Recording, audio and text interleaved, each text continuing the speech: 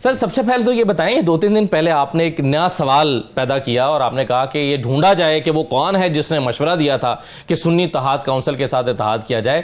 آپ کیا یہ کہنا چاہتے ہیں کہ یہ غلط فیصلہ تھا؟ شکریہ.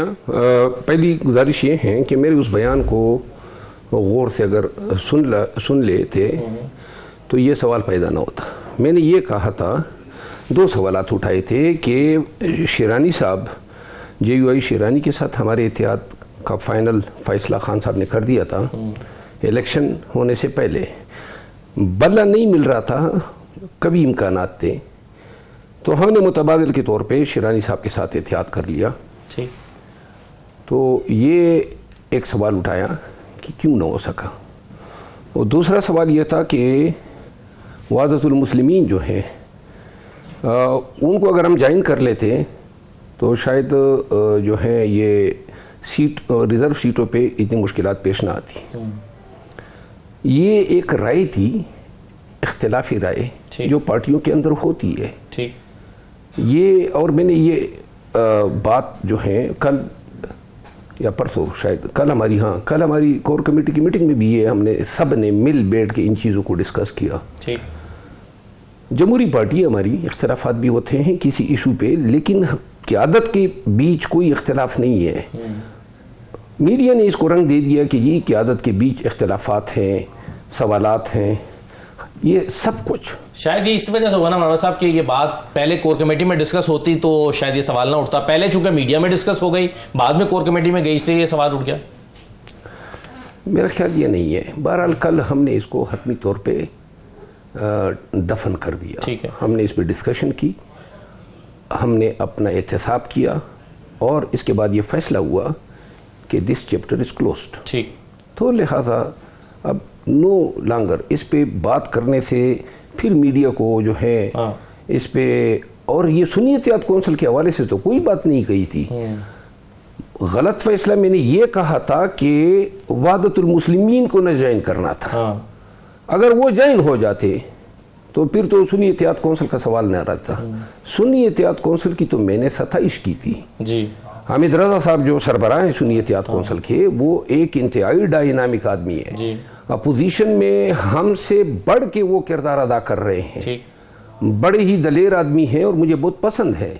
سنی اتحاد کونسل کے حوالے سے آپ کو کوئی اعتراض نہیں ہے؟ آپ کا صرف یہ تھا کہ مجلس وحدت المسلمین میں کیوں شمولیت اختیار نہیں کی، لیکن اگر اس میں بھی کر لیتے سر تو مجلس وحدت المسلمین نے بھی اپنی کوئی مخصوص نشستوں کی لسٹ تو جمع نہیں کرائی ہوئی تھی، اسٹیٹس تو سیم ہوتا.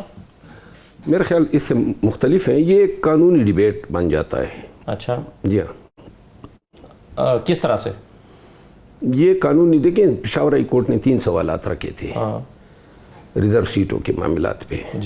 کم از کم ایک سوال سے ہم بچ جاتے. جو بھی ہیں، اب میٹر ہمارا سپریم کورٹ میں ہے. سپریم کورٹ نے یہ دیکھنا ہے کہ آرٹیکل 51 جو ہے پریویل کرے گا یا الیکشن ایکٹ جو ایک سبارڈینیٹ لا ہے وہ پریویل کرے گی. ایک اور بات جو پشاور ہائی کورٹ ایڈریس نہ کر سکی وہ یہ ہے کہ مینڈیٹ ملا ہے پاکستان تحریک انصاف کو ووٹ، اس ووٹ کی بنیاد پہ اسلام پی ٹی آئی کو ریزرو سیٹیں ملنی تھی. یہ وہی ووٹ تھا جو پی ٹی آئی کو پڑا تھا، اور اس ووٹ کا مقصد یہی تھا کہ ریزرو سیٹیں پی ٹی آئی کو ملے. اب ان ریزرو سیٹوں کے بارے میں الیکشن کمیشن نے یہ فیصلہ دے دیا کہ نہیں، وہ جو پی ٹی آئی کو جو سیٹیں ملنی تھی اس ووٹ کی بنیاد پہ جو لوگوں نے پی ٹی آئی کو ووٹ دیا تھا وہ نون کو دے. یعنی منطق سے، عقل سے، ریزننگ سے بریفٹ ہیں. نہیں، لیکن پھر پشاور ہائی کورٹ نے تو اس فیصلے کو برقرار رکھا. پشاور ہائی کورٹ نے اس ایسپیکٹ کو ایڈریس نہیں کیا ہے، جو میرے خیال میں ایک سنگین غلطی ہے. اس کو ایڈریس ہی نہیں کیا. جی یہ سپریم کورٹ میں ایڈریس ہوگا ڈیفینیٹلی. اچھا، تو مروہ صاحب لیکن کیا یہ بات درست نہیں ہے؟ آپ شیرانی گروپ کی بات کر رہے تھے، ان کی پارٹی کی، انہوں نے بہت ساری شرائط رکھ دی تھی. خبریں یہ ہیں کہ وہ 12 ایم این اے مانگ رہے تھے، کچھ ایم پی اے مانگ رہے تھے، کچھ سینیٹرز مانگ رہے تھے، جس کی وجہ سے پھر یہ فیصلہ ہوا کہ نہیں، پھر ہم ان کے ساتھ نہیں چل سکتے. میں شیرانی صاحب کی پارٹی کے ساتھ جتنے بھی ہمارے سیشنز ہوئے ان میں ہر سیشن میں میں موجود تھا. اچھا. ہمارے تمام معاملات حتمی ہو چکے تھے. اس میں کچھ اس میں نہیں، کے پی میں صرف ایک سیٹ مانگ رہے تھے مردان کی. اچھا. فائنلی. اور ایک گلنصیب خان کی سیٹ تھی جس پہ وہ مردان کے لیے محمد خان صاحب والی یا دوسری؟ نہیں، عاطف خان والی سیٹ مانگ رہے تھے. اچھا. اور ایک صوبائی سیٹ درازندگی کی مانگ رہے تھے. بلوچستان میں 4-5 سیٹوں پہ ان کو اکاموڈیٹ کرنا تھا.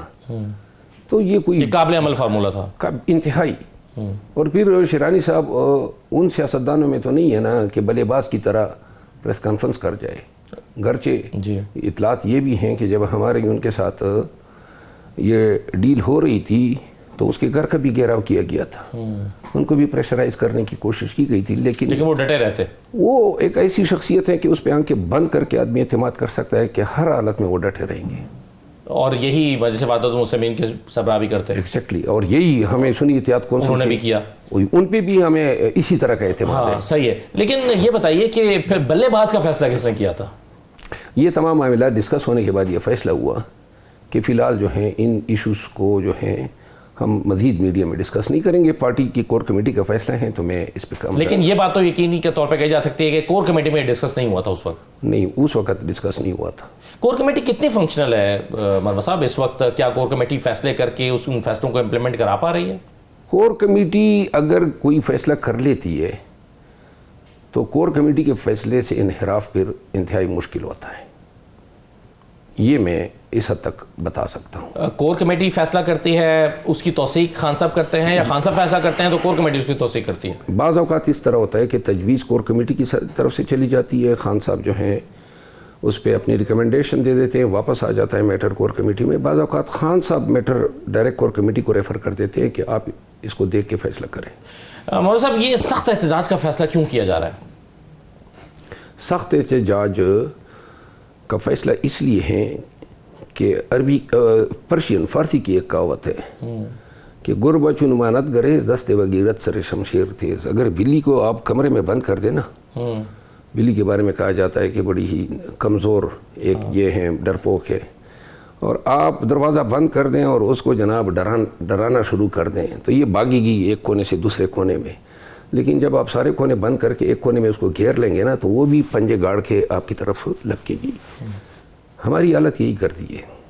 مینڈیٹ ہمارے چوری کیا, خواتین ہمارے اندر ہیں, لیڈر ہمارا اندر ہیں, ہمارے دیگر لیڈران اندر ہیں, ہمارے ورکرز آج بھی بھگت رہے ہیں پیشیاں. خود میری آج پیشی تھی, سب کی پیشیاں ہیں, MNAs کی پیشیاں ہیں.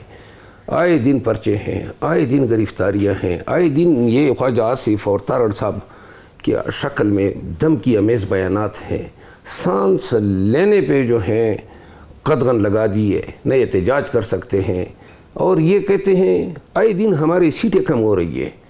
اور فراڈ کا انداز دیکھ لیں کہ 10-10 ہزار اور 12 ہزار ووٹ نکال کے ان پہ ٹھپے لگا کے ڈبل کر دیتے ہیں تاکہ ہمارے ووٹ کم ہو جائے. اور اسی طریقے سے اور 20 سیٹیں ابھی. تو آپ احتجاج کر رہے ہیں اپنی بقا کے لیے یا آپ احتجاج کر رہے ہیں اپنا مینڈیٹ واپس لینے کے لیے؟